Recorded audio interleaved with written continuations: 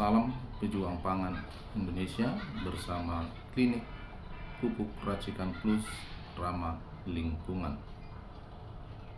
Sahabat petani seluruh Indonesia, hari ini kita hadir untuk menyapa sahabat-sahabat petani dimanapun berada. Hari ini kita mau berbagi pengalaman cara terbaik perbaikan tanah dan perawatan tanah agar tanah menjadi sehat. Mengapa perlu harus dilakukan perbaikan tanah dan perawatan tanah? Karena tanah menjadi faktor utama yang mendukung untuk kesehatan tanaman. Artinya, tanah memiliki hubungan yang sangat erat dengan tanaman. Artinya, tanah yang sehat maka dipastikan tanaman akan tumbuh sehat, subur, dan memiliki daya tahan untuk menghadapi serangan hama, serangan penyakit, dan juga perubahan iklim. Jadi untuk itu sahabat petani Indonesia, ada beberapa langkah-langkah yang harus dipahami dan harus dilakukan, yaitu yang pertama, melakukan pengolahan lahan. Pengolahan lahan dilakukan untuk tujuan agar tanahnya menjadi gembur. Tanah yang gembur akan membuat akar tanaman bisa bertumbuh dan berkembang. Kemudian untuk tanaman berumbi, maka umbinya akan bisa bertumbuh besar. Yang kedua, melakukan pengukuran tingkat keasaman atau pH tanah. pH yang ideal adalah di angka 6,0 sampai 7,5. Artinya kalau di bawah 6,0 berarti lahan dalam kondisi asam.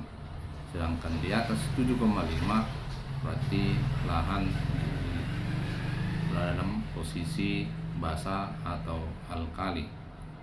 Dampaknya adalah unsur hara yang ada di dalam tanah seperti NPK tidak bisa terserap dengan baik.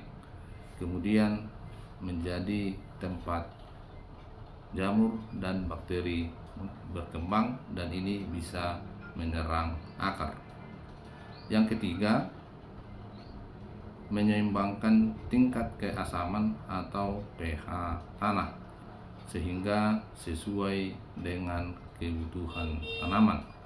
Ini bisa dilakukan dengan menabur produk namanya soil pH balance atau bisa juga dengan menggunakan kapur pertanian.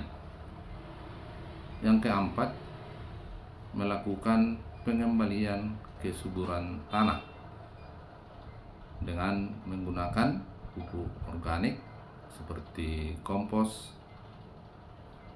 pupuk kandang yang sudah difermentasi, dan juga pupuk organik buatan pabrik. Kemudian gunakanlah pupuk yang mengandung unsur hara makro dan mikro. Dengan demikian kebutuhan tanaman akan unsur-unsur hara akan terpenuhi. Untuk itu, gunakanlah kombinasi antara pupuk organik dan pupuk kimia. Kemudian untuk pupuk kimianya sebaiknya dimix terlebih dahulu dengan pupuk organik yang bisa mengubah pupuk kimianya menjadi ramah lingkungan. Kemudian lakukan persiapan irigasi. Tentu ini berkaitan dengan ketersediaan air ketika terjadi musim kemarau panjang. Kemudian lakukan juga rotasi tanaman. Ini kaitannya untuk mengurangi penurunan unsur-unsur hara tertentu dan juga untuk mengurangi risiko hama dan penyakit. Kemudian juga sahabat petani Indonesia, lakukan pengendalian hama dan penyakit dengan menggunakan kombinasi pestisida organik dan pestisida kimia. Tujuannya adalah supaya mengurangi tingkat kematian hama dan juga serangga, karena sebenarnya hama dan serangga tidak semuanya merugikan tanaman. Jadi sahabat petani Indonesia, inilah langkah-langkah yang perlu dipersiapkan agar tanaman kita bisa tumbuh sehat, subur, memiliki daya tahan yang kuat untuk menghadapi penyakit, menghadapi serangan hama, dan juga menghadapi perubahan iklim.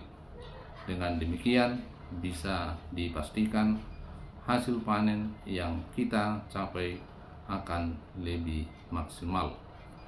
Terima kasih sahabat petani Indonesia. Salam pejuang pangan Indonesia bersama Klinik Pupuk Racikan Plus ramah lingkungan. Terima kasih.